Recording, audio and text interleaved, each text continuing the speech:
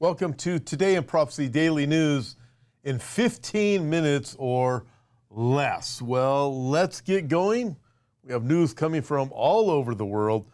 Here's this first one. George Soros, the kingmaker of chaos, has done it again. The George Soros radio deal that has the GOP in uproar.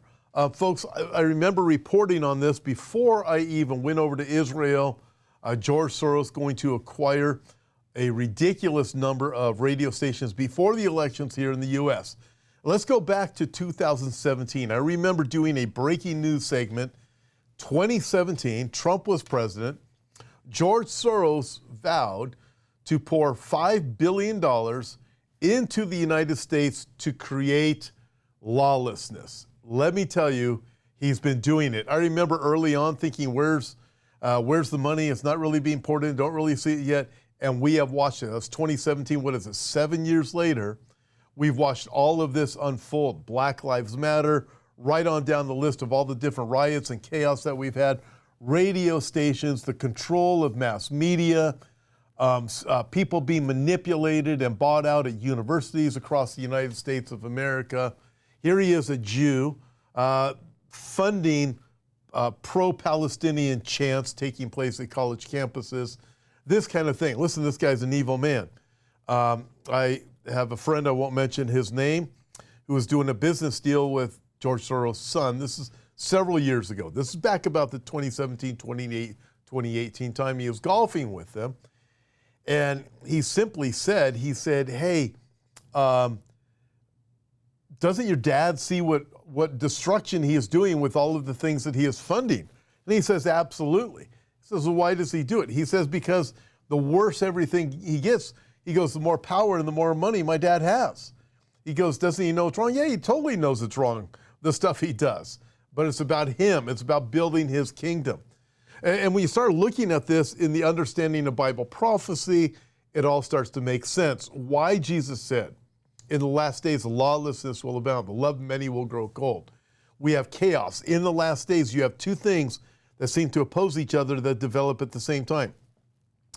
Chaos, lawlessness abounding, yet at the same time, complete control.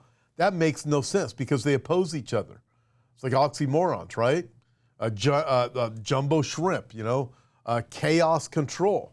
Well, what happens is the chaos and the lawlessness leads to the mass control of the globalists of Revelation chapter 13. You look at it, you go, it all makes sense. Bring in the lawlessness and then sell the solution where the people say, sign me up, here I am. And in this case, with Soros and the radio deals, what's he do? He just gaslights, he lies. You have people like Kamala Harris that go on record and saying that we, as in her and Biden, are the ones who got rid of Sinwar in Gaza. I mean, the lies and the gaslighting. You have this kind of stuff that comes from the mass media across the United States of America. You have the talk show hosts and the news anchors that go along with it. They're getting a paycheck. And well, if you say these things, you're going to get a nice paycheck. If you don't say these things, you're gone. In fact, you'll be blacklisted. You won't even be able to get a job.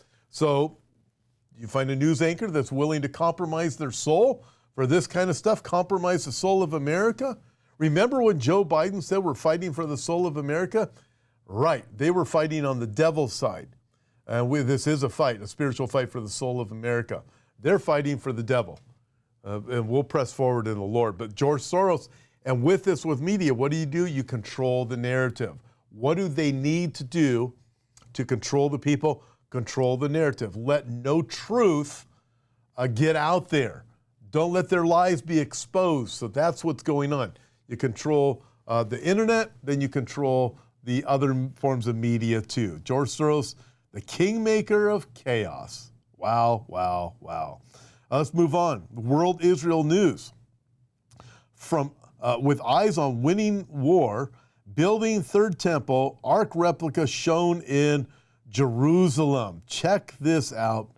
Interesting. Tells us here, it took 17 volunteers who live in several countries 3.5 years to build the ark replica, which is made out of donated gold and some 3 tons of Egyptian acacia. The replica of the Ark of the Covenant painstakingly constructed, its creators say, to the Torah specifications of the sacred vessel that was the first temple's central figure, was displayed in Jerusalem on Sunday evening during the intermediate days of the Sukkot holiday. Okay, so I was just there in Israel. Sunday, I left a day and a half before that. Took a long time to get home. And I was there at the beginning of Sukkot. And so this replica was put in the sukkah at the King David Hotel, and then also near the temple wall, the western wall area, was lifted up above for display before it went to the King David Hotel. But it's a replica of the Ark of the Covenant. People are saying it looks just like the real one would have looked. I don't know, but I find all of this energy being poured into, hey, we've got to build another temple. We need the Ark of the Covenant. Listen, it's a replica. It's not the real Ark of the Covenant.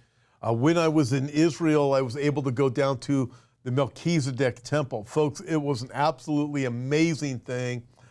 I think of that. I had John Haller on my program earlier today, and we were talking about that and going down to that place where Abraham was, where Melchizedek, the high priest, was.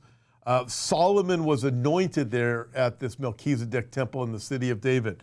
The Ark of the Covenant was there, the original, not a replica, not a fake, the original. And to think that it has been covered since the time of Hezekiah, 800 BC. It was covered with dirt at the time of Hezekiah. It was so the Assyrians couldn't find it, the Babylonians didn't see it, the Romans didn't see it, the Greeks didn't see it, and it wasn't discovered till a few years back by Elishu Kroner and his team. God has uncovered it for such a time as this. There's this excitement in Israel among some people. Hey, let's build the temple. There's going to be, we have a replica of the Ark of the Covenant. It is building that excitement. We have the talk of the red heifers, all of these different dynamics. And more and more talk like that is going on. But as I look at that and what's coming, listen, I look at it as being the temple of Antichrist.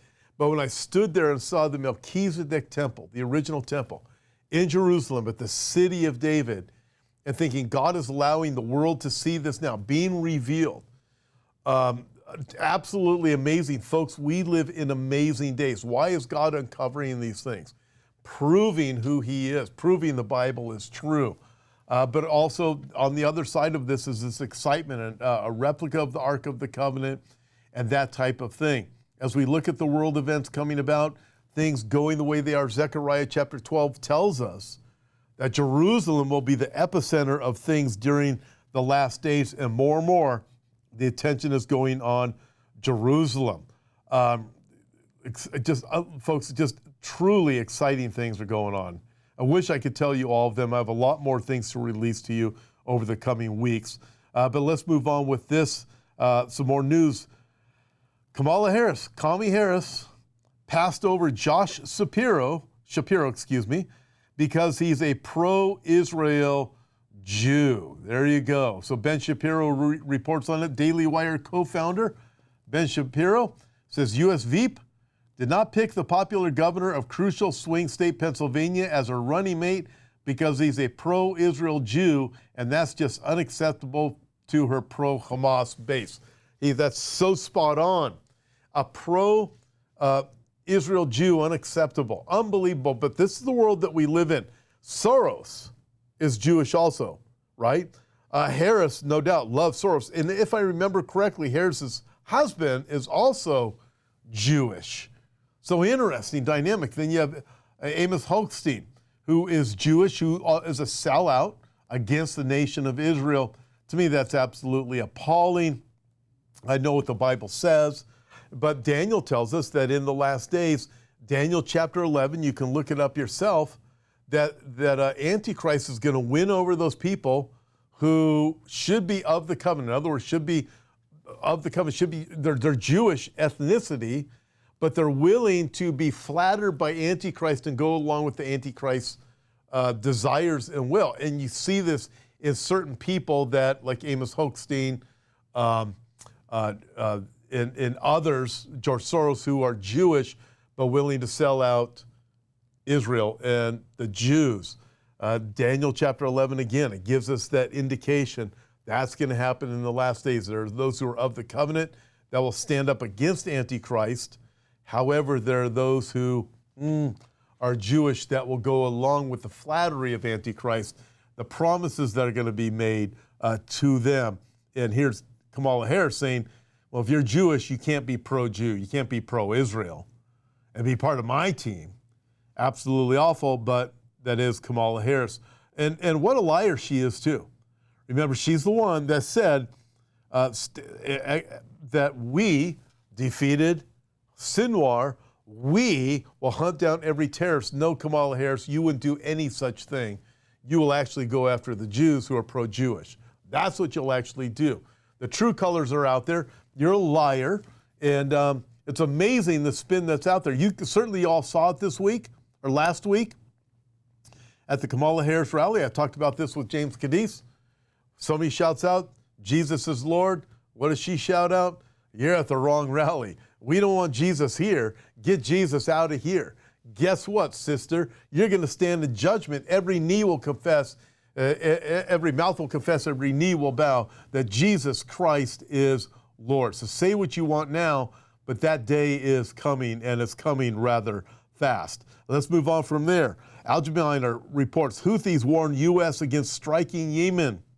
The hell of Vietnam will be a walk in the park. Now, this is a warning against the U.S. I don't know what's going to happen with this because the U.S. has become so wishy-washy. Kamala Harris, no matter what she claimed, her and Biden didn't do a darn thing to help Israel. In fact, they said, don't go into Rafah. Don't do all these things. What did you do the walkie-talkies for without telling us? You know, that kind of thing, right? So the Houthis say if the U.S. comes against us, it'll be worse than Vietnam was. Might be under the current administration. If Trump was president, I can guarantee it wouldn't be that way at all. In fact, Trump becomes president, I'm expecting the Houthis to be wiped out, completely wiped out, amongst other things. But I can tell you this much. Notice how they didn't say it to Israel? You come against us, it'll be your Vietnam. You're right. Israel's proving, they didn't say it against Israel, they said it against the U.S. because they know the U.S. has no leadership. This world has no leaders. The only leader in this world is Benjamin Netanyahu. The rest of the world is in complete chaos and complete mess. And the world is against Israel at the same time. But listen, they know the U.S. isn't going to do anything. So the Houthis aren't scared of the U.S. That's why they're calling out the U.S. Can you imagine doing that during the days of Reagan or something like that? I don't even think Clinton would put up with that kind of stuff. But no, we got Kamala Harris, Mr. Ice Cream Man Joe, or whatever he is, are in power right now. Amazing, amazing. Kamala Harris won't root out a single terrorist. They know it no matter what she says because she's a liar. So yeah, they can say this, and the Houthis can say this against the U.S. right now. But notice how they don't say it against Israel because Israel has already dealt them some very swift blows. Notice how they've been quiet last week or two. Check out this last article. 7 Israelis accused of spying for Iran. Penalty could include the death sentence. Wow. 7 Israelis spying for Iran. Talking about being a traitor. Unbelievable. But they've been caught. Thankfully, they've been caught. There's always those on the inside that are against whatever it is that you're doing. Keep that in mind. There's always a Judas. And here it is. You can see Judas is in their midst. Plural in their midst. Be careful in your own life. Be careful in your own work. Be careful in your own ministry. There are Judases that are there that pretend to be one thing and they are not. Ultimately, Israel's going to be faced with Antichrist, who will be that Judas of that day, seeking to betray him. But 7 were caught. Judas in the midst of Israel, working on behalf of Iran, but thankfully they were caught. Listen, pray for the peace of Jerusalem, Psalm 122, verse 6. And remember, that is a prayer request from God for you. God bless you guys. See you tomorrow.